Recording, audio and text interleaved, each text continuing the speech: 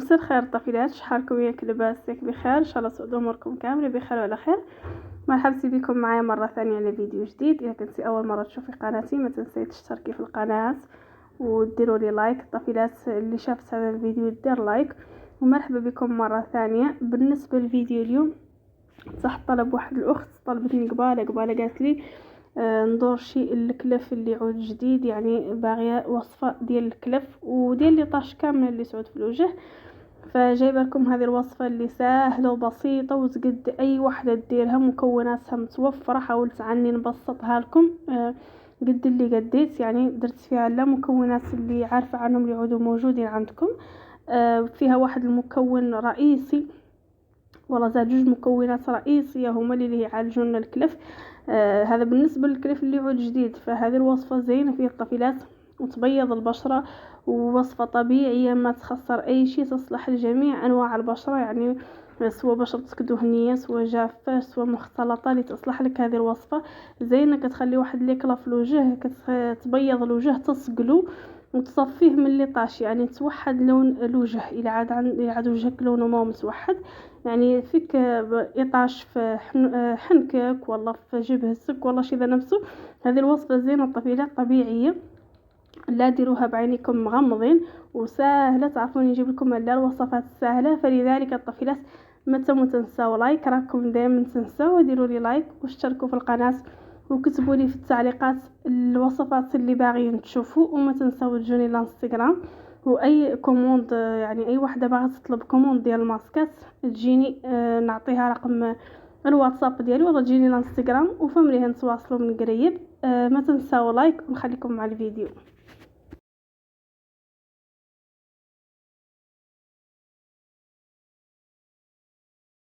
اذا الطفيلات بالنسبه لهذه الوصفه اللي نخلطها في هذه البطه ديال الكريم اللي شاركت معكم في واحد الفيديو ديال مسام الوجه عقلتوا ليه.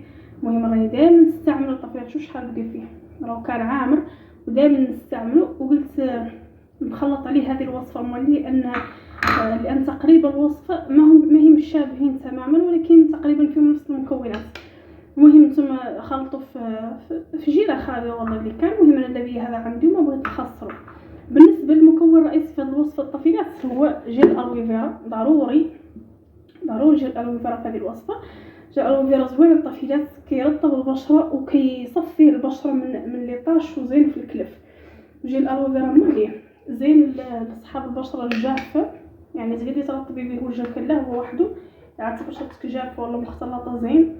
وخالق اللي عنده حساسيه من جيل الويفيرا هذوك يقدروا ما يديروا هاي الوصفه ديال جيل الويفيرا، كتقبضهم الحساسيه. كاينين دوك اللي لا يديروا الويفيرا ويتموا وجههم يحركهم. المهم انا درت شويهم. ياكل المكون الثاني واللي ضروري ما عندك باش تعوضيه، زغبه الزعفران. ضروري الطفيلات زغبه الزعفران خطيره في الكلف، خطيره. ما نحتاج تبارك الله ونشكر لكم زغبه الزعفران وشني فوائدها على البشره صراحه. والله العظيم لا خاص تعود عند كل وحده في الدار، ما هو الا الطياب وحده، حتى الخلطات. المهم انا درت هنا تقريبا 4 خيوط من زغبه الزعفران، معالجه للكلف وتصفي البشره وتقلع لي طاش. المهم تاكدوا عن عود الزعفران الحر. المهم اللي انت مخلط بحال هكا اللي يطلص داك الزعفران اللون ديالو، ومزال هي يطلص ويقعد اكثر من هكا. المكون الثاني اللي ليه نضيف معي الطالك ديال الاطفال. الطالك اللي يستعملوه لا الطفيلات اللي بشرتهم دهنيه، لان مزيت لي نستعمل الزيت في الوصفه.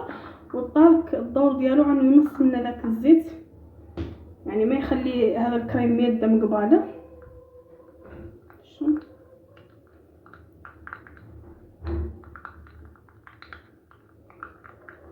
نحاول نخلطهم مزيان، يتخلط داك الطالك مع الكريم الثاني. وليه نضيف الطفيلات زيت اللوز الحلو. ضروري زيت اللوز الحلو حتى هو راكم عارفين تبارك الله فوائده على البشره، يبيض ويرطب ويصفي البشره من الحبوب. المهم درت منه شوي. المهم واخا لكم الطفيلات واخا ريحته مجهده شوي، ولكن ضروري منه في هذه الوصفه زيت اللوز الحلو. وتقدروا تعوضوه بزيت الجليسيرين. لكن هي الوصفه اخر لها زيت اللوز الحلو. بالنسبه للطفيلات اللي كيسولوني واش نقدروا نديروا زيت اللوز المر. زيت اللوز المر الطفيلات ما هو ديال الوجه، زيت اللوز المر لا ديال الجسم صافي. وليه نضيف هذا المرطب متوفر عندي، هذا ديال كليم كلير اللي نضيف منه شوي، ولكن نتيا ضيفي المرطب اللي متوفر عندك واللي ما تطبي به. ونولي نضيف له لا شوي لانه باقي عندي فيه لا شوي، ما بغيتو يضيع. لا نقطه بركه. ولا تقدري تضيفي هذا الحليب ديال جونسون حتى هو راه يجي للوجه. ونضيف له حتى هو لا شوي.